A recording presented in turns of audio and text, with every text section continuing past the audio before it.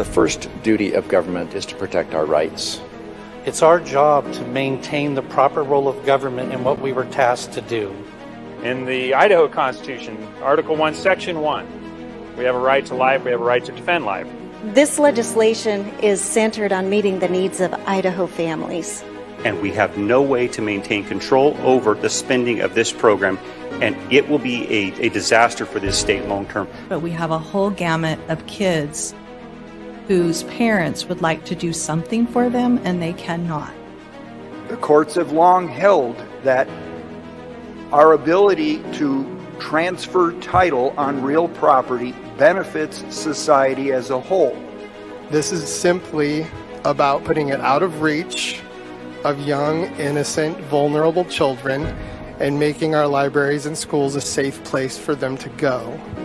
And I am increasingly frustrated that we cannot stop ourselves from drinking at the public trough. He's sounding the alarm. He's saying if we don't address these issues, we potentially might have greater problems moving forward. I feel like we're back to an unappointed board that gets to decide who is essential and who is non-essential. If I was looking at a business and I was looking at these figures, there would be heads rolling because this is unsustainable. We're supposed to be bottom-up government. We're supposed to be representing my citizens' ideas and your citizens' ideas, and we're supposed to be discussing them and debating them to come to a conclusion. And for me, it's about a couple things. It's about food security, it's about national security, and it's about preserving American exceptionalism. The First Amendment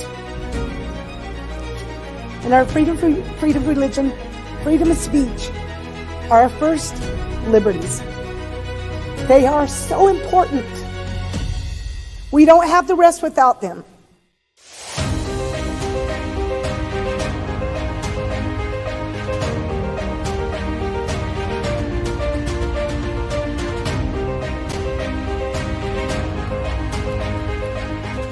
Welcome, everybody. Welcome. The Signal is broadcasting live once again across X, Rumble, Telegram, YouTube, Facebook, and today we are trying out Instagram. So to our Instagram followers, if you got a notification, let us know if it worked. We're giving it the old college try. Instagram doesn't make it very, very easy to broadcast live there, but we're going to give it a shot. So welcome to all of you from there. My name is Matt Edwards. Idaho Signal is on the air. Currently, right now, the Senate is on the floor. They are debating Senate Bill 1239. It has a double A beside it because it looked like it went through some amending processes. This bill will amend existing law to revise the quorum requirements for meetings of school district board of trustees. Currently, you need a quorum, and there's certain rules on what constitutes a quorum and how you get to a quorum. And Senator Herndon was seen presenting this bill to the committee. So we'll keep an eye on that. There are several bills, both in the House and Senate, that we are paying attention to. The Senate passed a couple bills this morning. One of them was the Senate Bill 1231 on granting hunting license to people who owe back fines in hunting and fishing. But on the schedule today in the Senate, if they get to it, is Senate Bill 1289, which is the library bill. So if that pops up, we will keep tabs on it and see how the debate goes on that particular bill. Also, Senate Bill 1317, the Don't Tread on Me flag license plate. So kind of cool. Anyway, over in the House yesterday, the House passed House Bill. Getting confused here. House Bill 531, which was Representative Ron Mendive's second attempt at trying to allow parents to teach their kids to drive and have that be sufficient for them to go obtain a driver's license. So he modified the bill a little bit. It was vetoed by the governor last year, so he brought it back this year. And it passed the House 68-2. And folks who had supported the governor's veto last time seem to have been on board with this. And we anticipate that it will make its way to the Senate side, or past the Senate side and make its way to the governor. So we'll keep an eye on that. I don't think the House is going to get to House Bill 544 today or 538 today. 544 deals with information that adopted kids can obtain about their parents.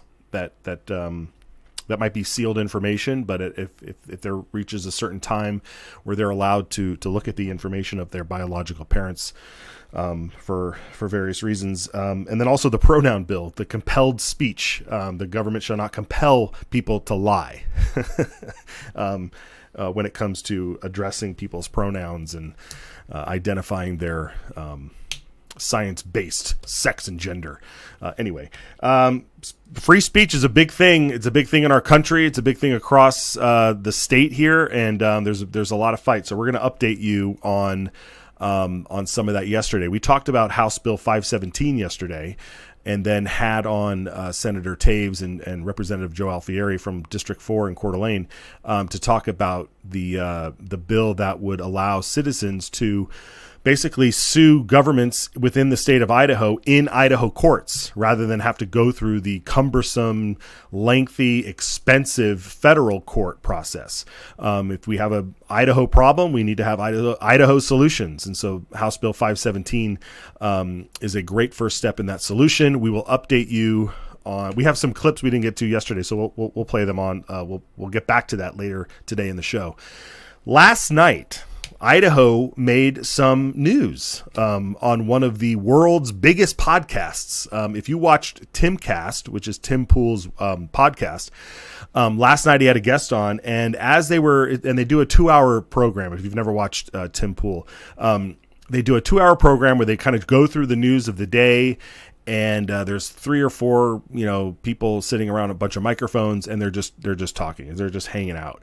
And the subject kind of turned to budgets and how budgets get passed and how budgets are used as a political weapon during election season. And because if you've been watching this program, you know how important our budget process was and how vital it was for transparency that we try this new way that Senator Groh and Representative Horman, the co-chairs of JFAC, to come up with this idea where they will pass what they call maintenance budgets, where that will fund the basic necessities of each of the departments, and then go back and deal with all of the extra appropriations that would come along. So if you've been watching that process, you know how important it was, if you've been watching the show, and the ramifications of what happens when you're undermining your committee chairs, you're undermining your leadership. We saw Representative Megan Blanksma stripped of her majority caucus primarily over this issue, because she was definitely spearheading a coup, a campaign to completely derail this process. And this process has been making its waves across the country. And last night, organically, in a conversation on Tim Pool, the subject of Idaho's new budget process came up. So let's watch that clip. Percent a result of omnibus bills and stuff like that. If you just have bills that are single issue bills, you take the ability of lawmakers to do that to each other away, and that's beneficial to the electorate, but the lawmakers will never do it because it takes away the ability for them to slime their opponent. Idaho, I'll make a quick comment on this. Idaho just led on this. It's the first time we've seen states do this. Probably the best budget reform. If you're really looking to avoid, Tim, what you said about like these misnaming bills, they just set up what they call maintenance bills in Idaho. So they have to fund all the basics of government with a very single subject, straightforward, here's what we're voting on. Then when you want to do all the fluff, when you want to do all the, dessert and these extra things and all the BS, that's where you have to vote separately. So just for the viewers out there, check out Idaho. They're really, really leading on this. I'm hoping other states pick it up, but it kind of it bans almost the omnibus, so they can't say we're against all of these things. What do you call it, a utility bill? They call it the maintenance bills. So I might be getting that wrong, but what they did was they pretty much broke it. It's honestly what Congress is supposed to do, right? An appropriations process where you vote on actual appropriations across instead of these just continuous CRs that fund everything, which is the uniparty's dream. Right, we know that. Once again, Democrats get all their state, welfare spending, all domestic.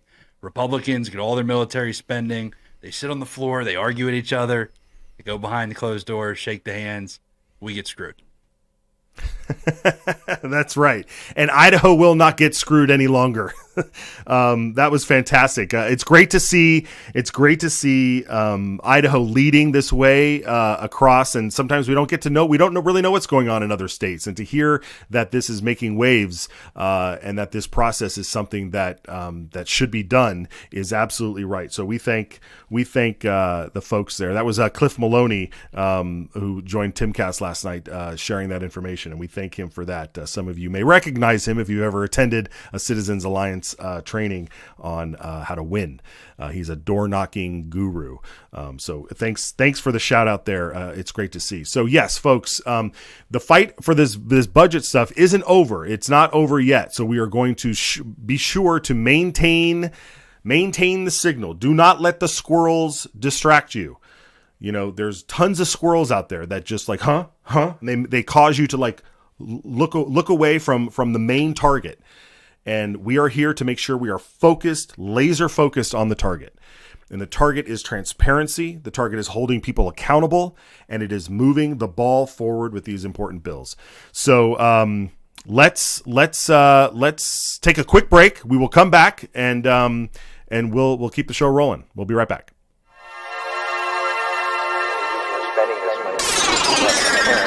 Surplus, which is not a surplus, it's an overcharging of the taxpayers. There's a saying in Idaho, Esto perpetua. It is forever. But the truth is, nothing lasts forever. Not without a fight. The Gem State is ours to fight for. It is ours to win. For life and liberty. For honesty and integrity. We ride together.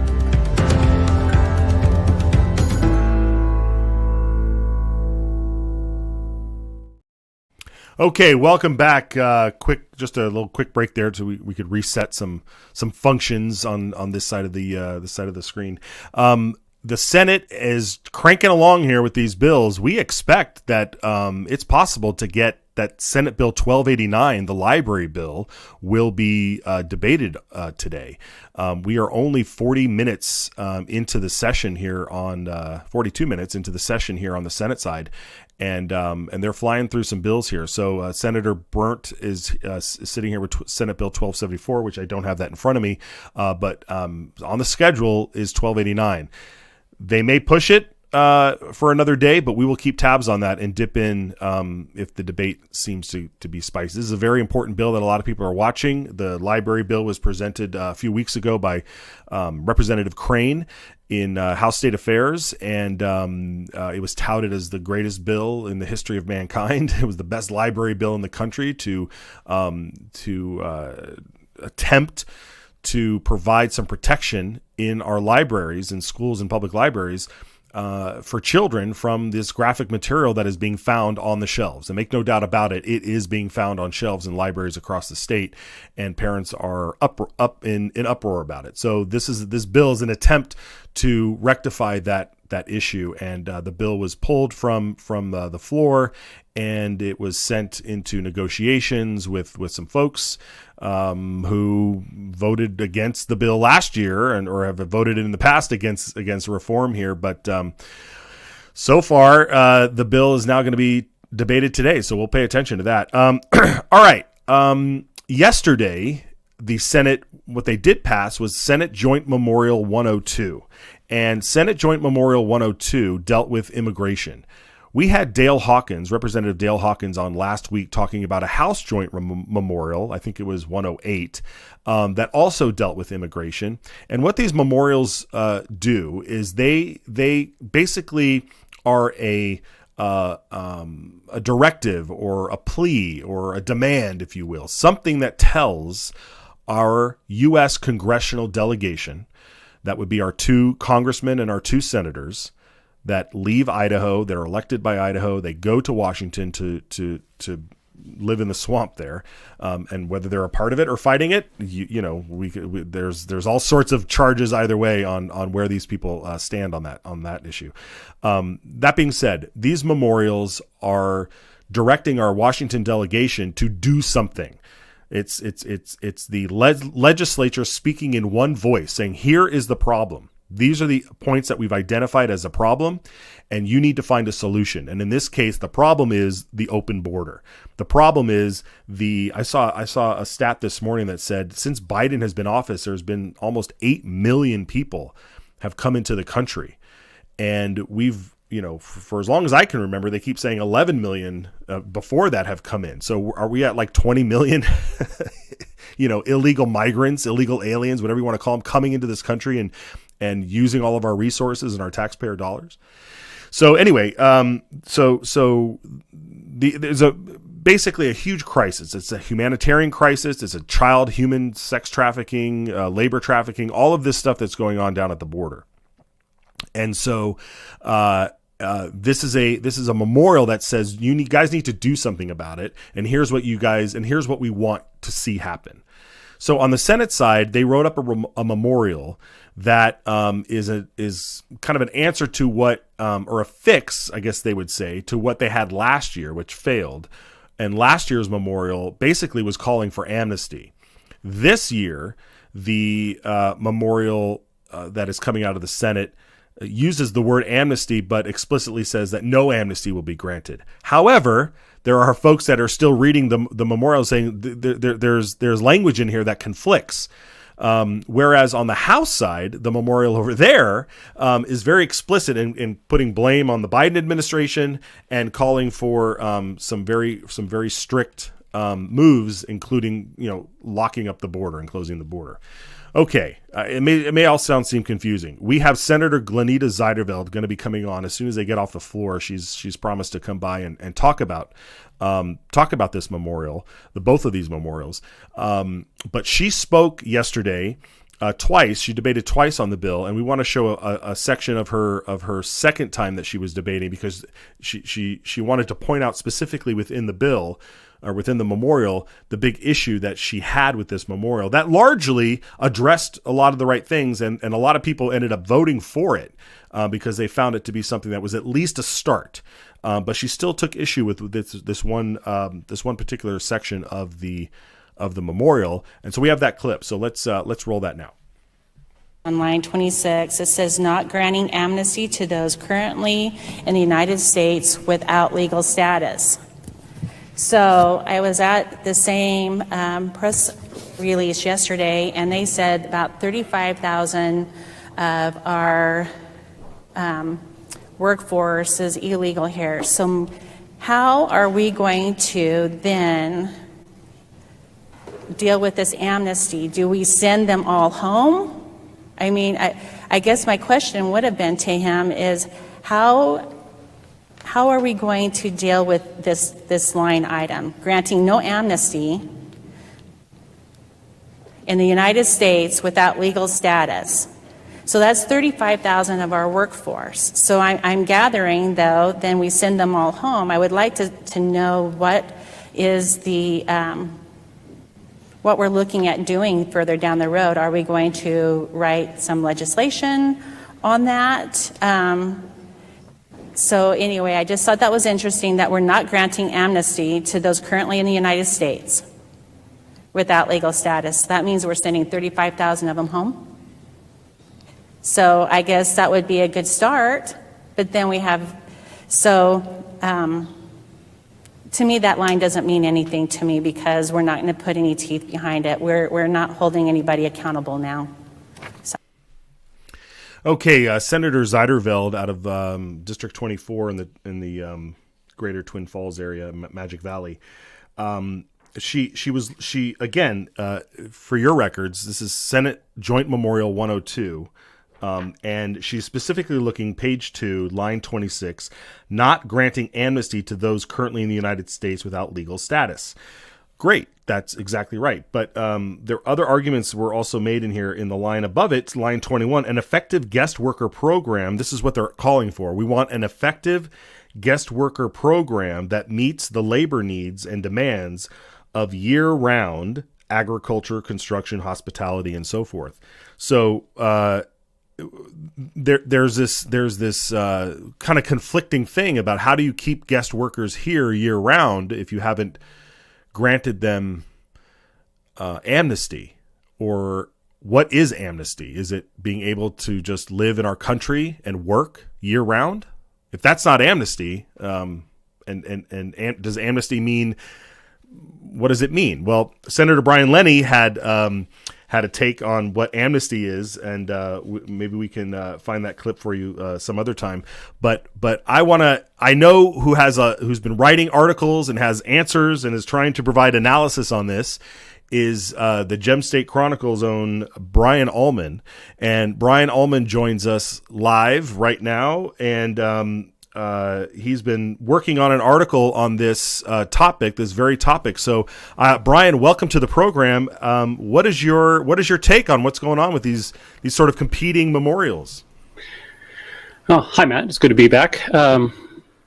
They've got these two memorials: Senate Joint Memorial 102 and House Memorial 8. They always put a 1 in front of the Senate side, so you can tell the difference between the bill numbers. But they come from two completely different perspectives. And I think we saw that in yesterday's debate. You covered a lot of it already, that the Senate one, sponsored by Senator Guthrie, comes from the perspective that the purpose of the federal government, the purpose of immigration law, is to provide a steady stream of workers for Idaho's companies, especially in the agricultural industry. Whereas the House side, Representative Dale Hawkins's bill or memorial, comes from the perspective that we have a rule of law, we have a border, and if we don't enforce it, we don't really have a country. So that's two very different perspectives coming at the same issue.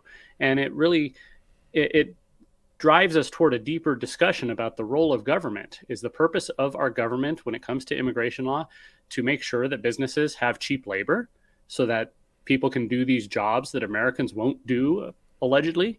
One of the senators during the debate actually brought that up. They said, I think it might have been the sponsor himself, that we need this supply of foreign labor to work in the farms and work in food service and work in the hospitality industry, as if those jobs, are they saying that Americans are too good to work in those industries and so we need foreign workers? I really don't like where that goes if you follow that to its logical conclusion. Yeah, Brian, you're absolutely right. It reminded me of the point that I tried to make this morning on X, where I said, so let me get this straight. We want to take, young, able-bodied people who've just graduated college, give them access to a stash of money so they can go train and work for an in-demand career.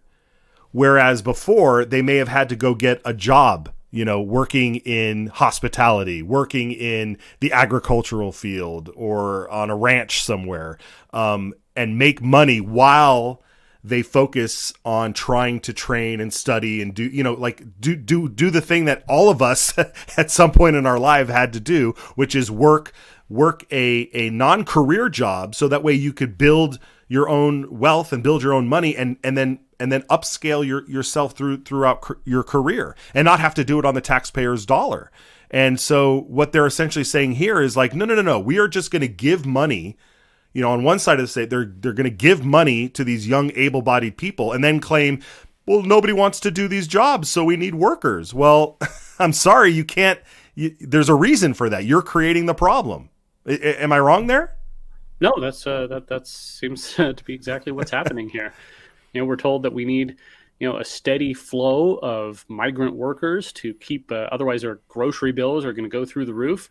Meanwhile, we're paying extra taxes to send, students onto these workforce training programs or free college, essentially, that there's no guarantee that they'll even stay in the state once they've achieved that. It seems like, it really seems like the Senate memorial, the perspective there is that people are just disposable cogs in this machine. And I've never liked that view.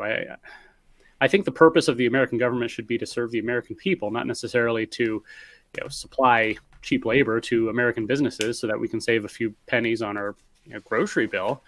which, you notice the same people aren't interested in doing anything about the grocery tax either, but that's a different story.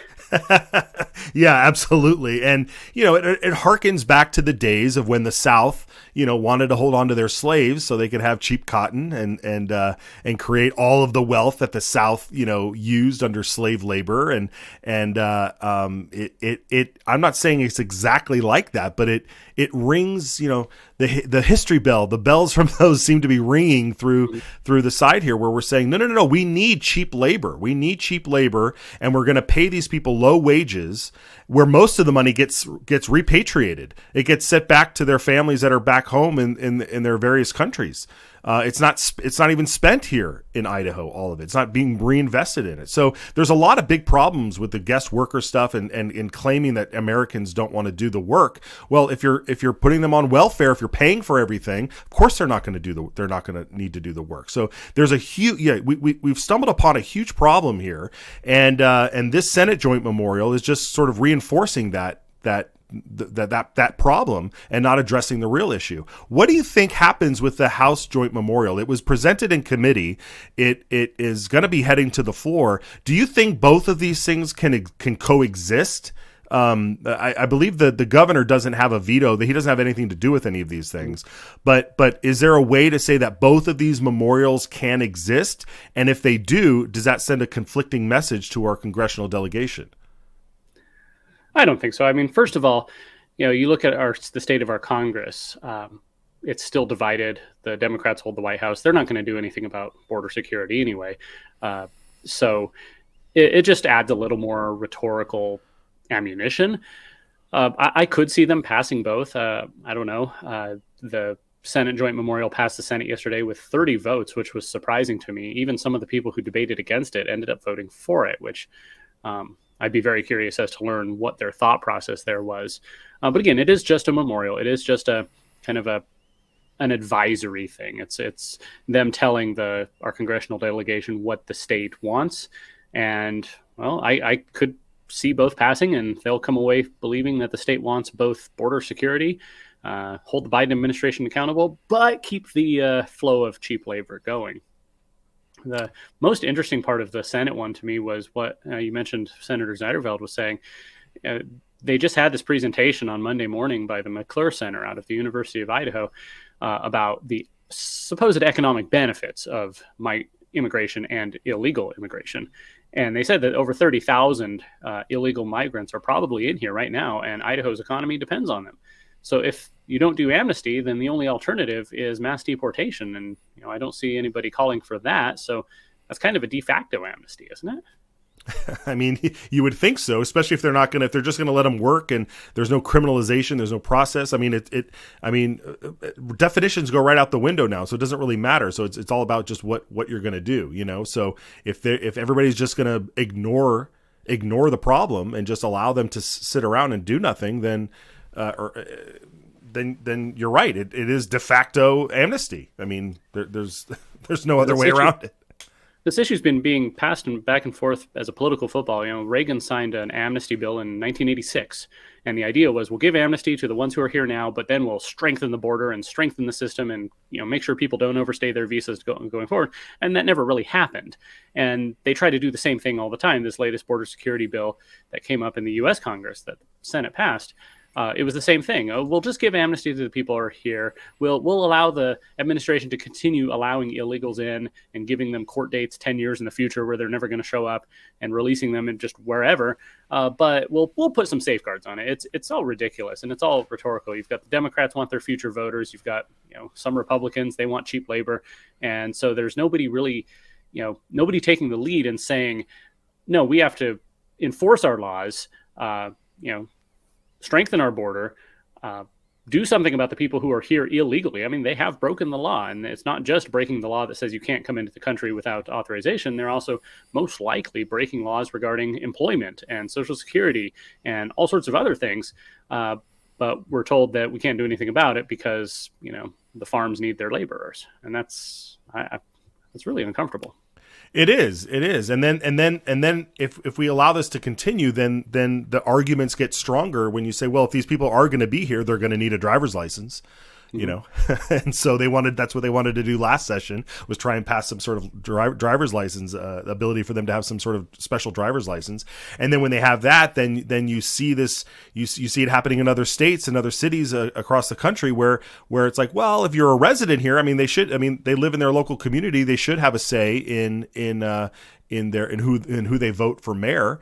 I mean, if you have a small town near like an ag, you know, off a large ag business, and the town is made up of, you know, 1,000 people and 300 of them happen to be illegal alien workers, then and they're, I mean, these are normal people, right? I mean, outside of the fact that they're breaking the law by coming here, they're just trying to make a living, right? They're just trying to do better for themselves, and I don't fault them for seeing that no one's checking their ID, so why not just go inside, you know, and make a life there as long as you can. But they're going to start demanding, like, well, we should have a say in our town, and then you'll have them having voting rights without even being an American citizen at all.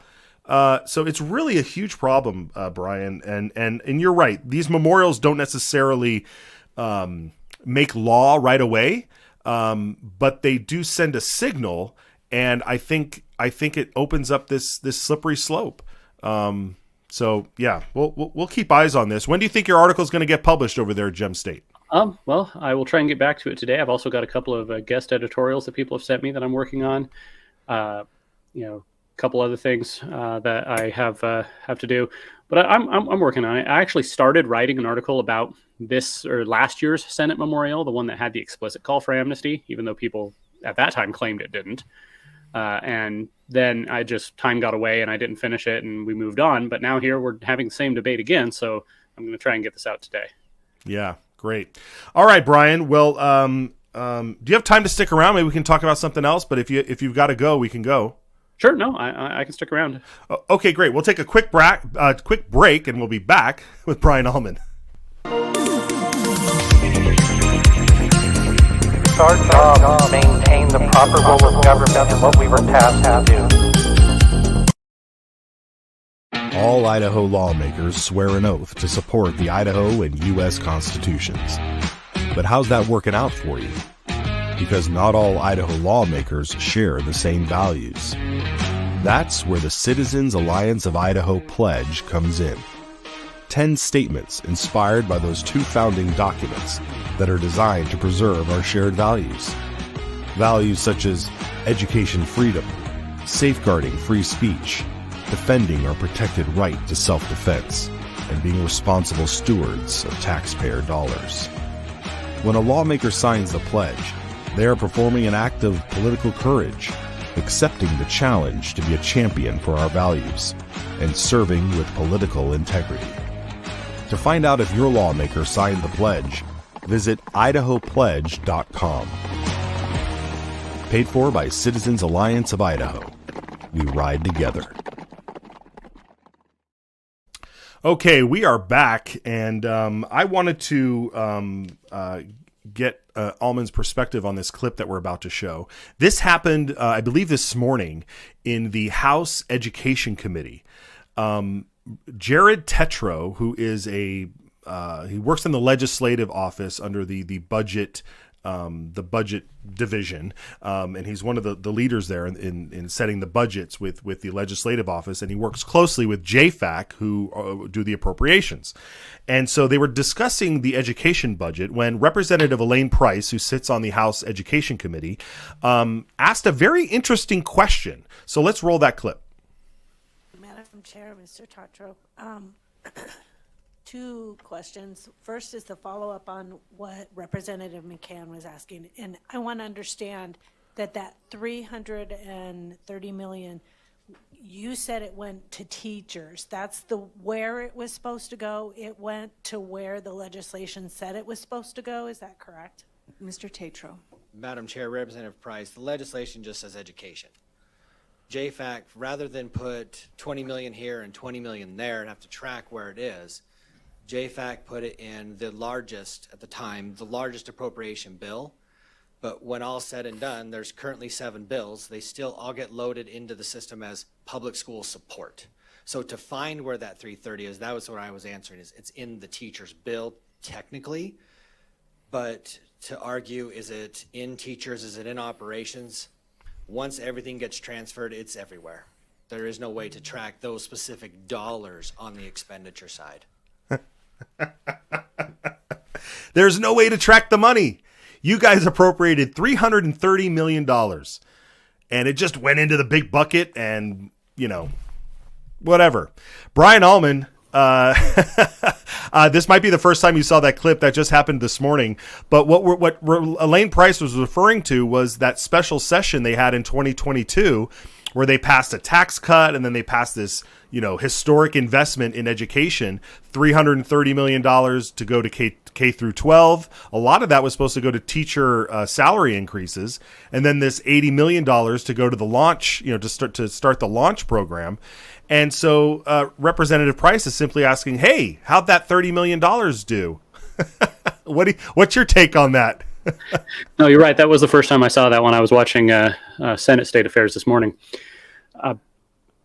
It kind of boggles the mind that whenever there's a school choice proposal where money would follow the student, whether it's a voucher or an ESA, and those are not the same thing, or even the tax credit that is now stuck, apparently, in the legislature, the public school defenders, I guess you could call them, always come out with the same line, that we need accountability, that we're worried that parents, if they're given access to state money, to taxpayer money, they're going to spend it unwisely.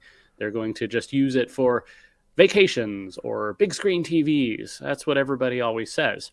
We need accountability. And of course, homeschoolers and, a lot of people in that community, they don't want government looking into how they're spending anything, so they don't want anything to do with it. And that's where our debate ends up going. But here you have the public school system taking $330 million and there's no accountability.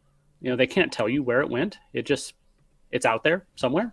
Somebody spent it, or it's sitting in some bank account somewhere, sitting in some, line item.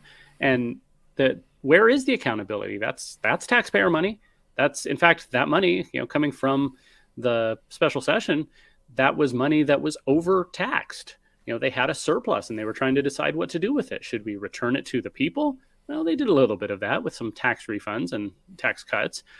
They decided not to do anything about property tax, even though there was some good ideas. I believe it was Representative Boyle had a great idea on how to do that. They didn't want to do that. They wanted to use it because it's very easy to be generous with other people's money.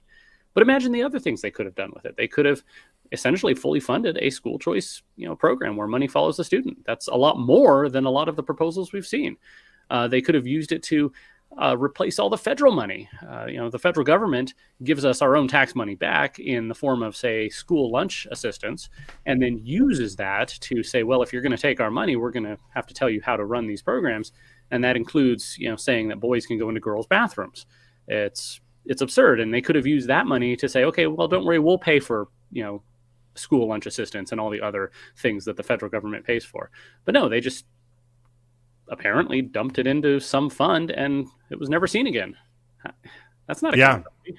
No, it's not. And you hit on a huge point right there, which is, there's a bill going through the legislature right now that is seeking to use a maximum $40 million to provide refundable tax credits for folks who send their children to private schools or have education expenses outside of public school. And it's only $40 million. Yet, like you just said, they appropriated $330 million to go to K through 12 with no accountability. And they yell at us and saying, oh, are we going to spend it on televisions and trips to Disney World and all that? It's like it's absolutely absurd. This is exactly why people are just in uproar over what our government is doing. And it happens from the national level down to the state level. I believe Senator Zeiderveld is getting ready to join us, so we're gonna cut to her here in just a minute. But Brian Allman, where can people follow you? How can we keep in touch with your fantastic work? Oh, thank you. I appreciate the words. You can go to gemstatechronicle.com. That's where everything is. You can see what I'm writing on Substack over on the left, guest editorials, press releases, the bills I'm tracking, and videos like this one will be up there in short order. You can subscribe at gemstate.substack.com. Follow me on Twitter at gemstatebrian. That's where the discussion and the discourse really is. And it's a pleasure to always come on and talk about these things, and hopefully we're moving the needle and convincing people of what they need to do to hold our legislators accountable. Absolutely. Thank you, Brian, for your good work, and we will check back with you again. All right. Okay, folks. Wow. Extraordinary. We're going to keep tabs on this because that discussion this morning in House Ed Committee on this, on not knowing where that $330 million went is incredible. Absolutely incredible. Okay, we're keeping eyes on the Senate. Has adjourned for the day. They didn't get to those bills that we were watching. They pushed them another legislative day, so maybe tomorrow. Right now, the House is debating House Bill 544. That Representative Tanner is there. This will allow, I believe, for adopted birth record availability. So for folks who've been adopted, it allows an easier path for them to access their birth records. So they've been debating this for a little bit here. So it'll be interesting to do a debrief after the show and find out what the debate was and actually find out what the tally was. But we do want to bring in Senator Glenita Zeiderveld out of the Magic Valley, District 24, to talk about what we talked about earlier, which is these two possibly competing joint memorials. Senator Zeiderveld, we played a clip from you yesterday where you rose for a second time to debate and address the point about the line about amnesty. And if we're not granting amnesty, then what are we going to do with the supposedly 30,000 guest workers, if you want to call them that are here now already? But one of the big questions is, well, I'll get to that in a second. Can you just kind of address and set up where we are with this Senate joint memorial and your opposition vote to it? Welcome to the program. Oh, thank you, Matt. And hello, everybody. I will. Yesterday was quite an interesting day. And, it's interesting where they're always talking about it's just a memorial. And if it was just a memorial, we wouldn't have had the Idaho Dairymen's Association, IACI, Farm Bureau, University of Idaho come the day before to do a press release. And then on the memorial, there's two of them. There's this one that they brought out, but we actually had a memorial that we had brought out first. And it was going through the House side through State Affairs. And it's pretty firm in what it's talking about. We want to keep our administrator, Biden, accountable for his failed attempts to hold our border and protect our border. So ours is pretty strong language there. It's talking about, the fact that the sex trafficking, the human trafficking, the drugs. And so we're stating that all in our whereases. And then we're actually stating that, we're actually going to be about protecting our borders. And then we'll worry about our labor issue. And basically the SJM 102, it was basically they're wanting to protect the workforce over our borders. And that was basically a lot of my debate on that. And, and they kept on bringing up the line on page 2 where it said, not granting amnesty to those currently in the United States without legal status. And so in the press release, we had learned that there's 35,000 undocumented guest workers, whatever the language they're wanting. Oh, they call it I can't remember. I can't find anywhere, but they have a new name for them. So it's not illegal workers. They don't want to call them that. And so there's undocumented. As Senator Carlson here. Good teammates. That's right. And so they were talking about 35,000 undocumented workers. But then they're not going to grant amnesty. So what are they going to do with those 35,000 workers? That was going to be my question to Senator Guthrie, which he declined my question on that. And so that's basically what happened on the floor yesterday with that. And then an interesting thing, the Idaho Dairymen's Association actually came out with a bill analysis and summary on our House Joint Memorial 8, and they're in opposition of it. So to me, that's proof that they're not really about protecting our borders. They're more about protecting the workforce, because these two when I was talking to people about both memorials, they said, why can't we vote for both of them? I says, well, you can, but there's a good chance that when you vote for the Senate joint memorial, that the House joint will not get over here and you won't get the opportunity to vote for it. And so then today they came out with a memorial, and I'll just read a piece. It says, we oppose this memorial as printed because of, one, its language suggesting Idaho businesses fuel the immigration crisis by a thirst of cheap immigrant labor, and two, it suggests that border security cannot be accomplished while also accomplishing long needed guest worker visa reform to meet the needs of year-round agriculture. And to me, that just basically confirmed what I've been saying, that they can't have their cake and eat it too. And, Exactly. And the problem is this is a Trojan horse for a lot of your trafficking, like I said. And, you know, with the cartel coming in, we actually in Twin Falls about a month ago had the cartel come in and killed 2 men and then went back to Mexico in Twin Falls. And so this is a huge issue, and we just can't do both. Either we're protecting our border or not, you know. And the other thing is this is lawlessness to me. We've been turning a blind eye to it, and they have breaking, you know, the law. We have a law that they have to hire them legally. They should be coming here legally. And because we are all of a sudden desperate for a workforce, now we want to just turn a blind eye and give them this amnesty. And so basically, what are we going to do next? The next person that breaks the law, you know, are we going to turn a blind eye to that? We're just watering this all down.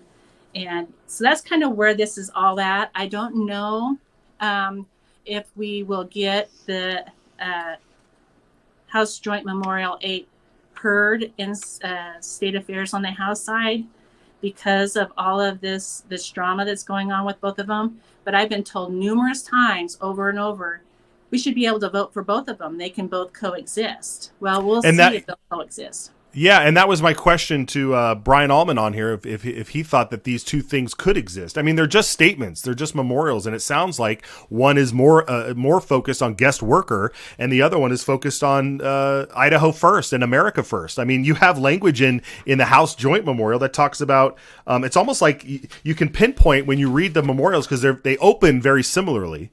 And then the neocon version goes off and says, they failed to uniformly immigration law, which has failed to provide us with a robust system for guest workers.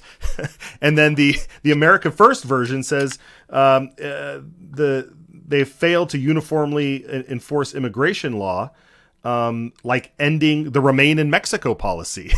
And these are the things that we know were working when President Trump left office. These were the things that were in place. I saw a dramatic decrease in entries across the border, dramatic decrease in crime that was coming across the border. They like to say, there was also the lowest amount of deportations that were happening at the time. Well, that's because no one was coming in. So, I mean, all of these numbers, they're there, they're real. And so you have a America First memorial in the House, and you've got a neocon memorial in the Senate. And again, they're just statements, and I think they can coexist, and hopefully you can get a hearing in House State Affairs. When Dale Hawkins presented it in House State Affairs, that was just the RS hearing, or was that? Yeah, that was just to print it. So they just they voted, and they are able to print the bill. It still has not been heard in committee to be sent to the House floor. So we'll see what happens with that. It'll be very telling. And so part of my with all of this that I'm hoping that people will see, it really is more than just a memorial. They're trying to send a message of where a lot of your legislators are standing on the workforce and then the border. And so at the same time, I like to show people, here's where your representatives are standing on protecting the border over the workforce, and not saying that we're against the workforce, but we cannot continue to break the law because of that problem. And I brought up on the floor too that the H-2A program that they say will not work because it's seasonal. I've been doing research on that, and that's a year program. So they actually could have workers come for a year and then maybe have 2 different sets where they're just working through their workers if they wanted to use the H-2A program. It's not like it's a 8-month or a seasonal. On the paperwork I was reading, it's up to a year that they can be here. And so there is ways that they could use that if they wanted to. And then I also brought up, because they're also fighting, saying that, you know, a lot of these illegal immigrants are paying taxes, and so they're not that big of a burden on our country. Well, through the FAIR report, which is Federation for American Immigration Reform, it talks about that it costs the federal and the state total $150.7 billion a year. And then that money that they're talking about that they pay taxes on illegally because they have false information, but the money that they're going ahead and pulling taxes from their check, it only is 35 billion. So we still have what is that, 120 some thousand dollars, or 120,000 billion. 120 billion. Thank you very much. I'm like, I'll get that number out. So that's still a burden. So even though that they're coming in and paying some taxes, it still is a burden. And that equals $957 per taxpayer every year that we pay for this illegal immigration. Yeah. And so it's actually 1,156, but once they take that money that they pay in, the burden is $957 per taxpayer every year. Senator, you had also mentioned in your debate that you personally you worked in either in a dairy farm or in some sort of agricultural. You had employment in this area, yeah, and you're an American. What are you doing a job that you normally don't want to do? I mean, I don't understand how that happened. You know, because what is that claim? What is that claim? Why does that claim exist? You know, and to me, it's insulting because I have worked for 2 of the largest dairies in my area, and we do hire a lot of citizens. But like I had shared on the floor, part of the problem that is hard for them to stay in there is they don't speak Spanish, and so there's a language barrier. And then the other thing I didn't really mention is there's pressure put on the citizens, the American citizens, to the point where they quit because they want to get work for their family that's coming over here. And so there's a lot of that going on as well. And but it's not just that they don't want to do the work, you know. And I always say, you know, maybe people are not leaving the job, maybe they're leaving their bosses, you know, because a lot of times people don't really leave the work, they leave the boss. And so, but they're always insulted, and, you know, because we're talking about the cheap labor. But I'm kind of insulted that they keep on saying that, you know, Americans don't want these jobs. Right. And one of the reasons might be because we keep dangling free money to stay out of these jobs and go keep going to school, keep staying in school, go learn a trade, go work for my donor's big company. You know, I mean, I mean, when you're giving able-bodied young people, we just talked about this, able-bodied young people coming out of high school a chance at $8,000 to just go study something so they can go work for some donor's company, then these young people are not doing what we had to do when we were younger, which is, hey, I wanted to be in the movie business. So what did I have to do? I waited tables and bartended on and did those jobs that are in demand, that people seem to not want to do anymore. But it's not because they want to do it, it's because they're getting free money. I mean, I feel like that's a huge component here when the government is just handing out free money to deter people from working. Yeah.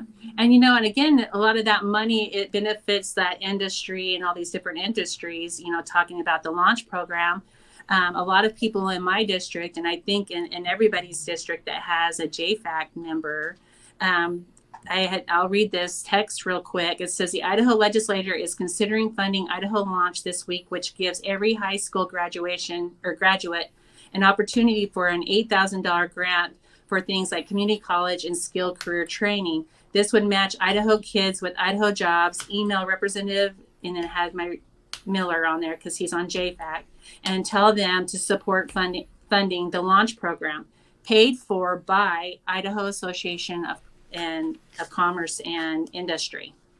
IACI. IACI's sending that. They're sending that out to like a blast of texts. Yeah. And so that just goes again to show you that they're wanting to have your taxpayer dollars go towards hiring and training their labor. Right. When they actually could do it themselves. It's time for us to get back to free market and get government out of this stuff. Absolutely. All right. Well, I unfortunately, I feel like we could just talk about all day about this, but I want you to, you need to get back there and get to the fight. I thank you so much for joining us and giving us your perspective on this. We're going to share this stuff out there and make sure people understand it. But you have a great way of keeping people informed. Where can people follow you and how can we keep in touch? Okay. If they go to glenita.com, just my first name.com, and then that will give them all my links. But I also have a Substack. If you go to Vote for Glenita, I think I have under that.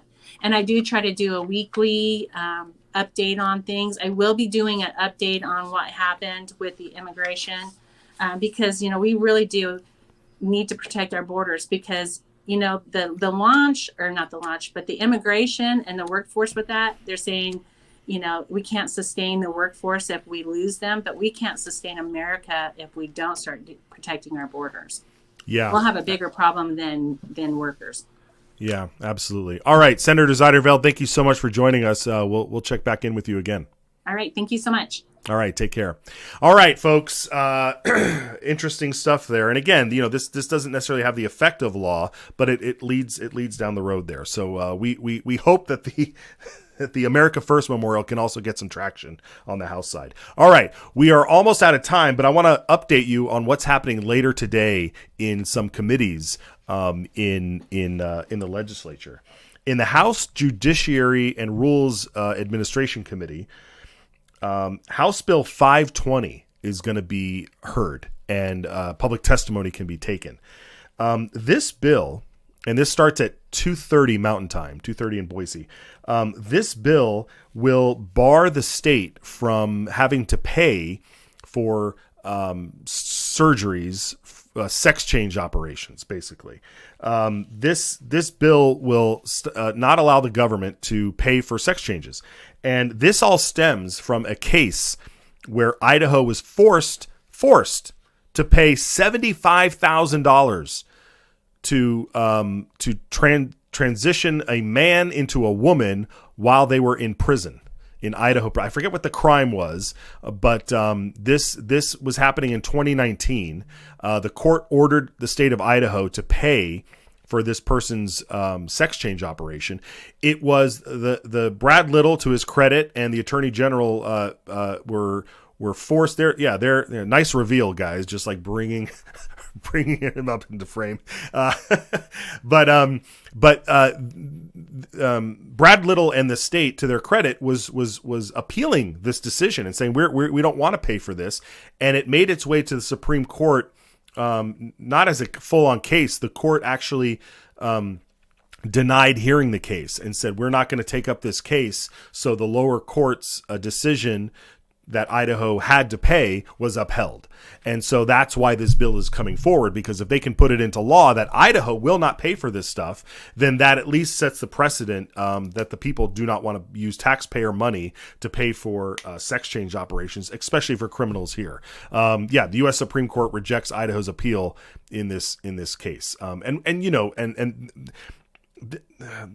It's sick. It's absolutely sick. I don't want to keep falling back on my own opinions, but there's just so much depravity and so much madness, and the compelling reason that the court said is that if somebody has an illness and they're in prison, it's your responsibility to care for them, right? So the responsibility of somebody who has a mental disorder of gender dysphoria is to feed into that mental disorder by giving them a sex change, rather than treat the disorder by saying, no, we're going to go through the process to help you understand that you actually are a man. You were born a man, so you are a man.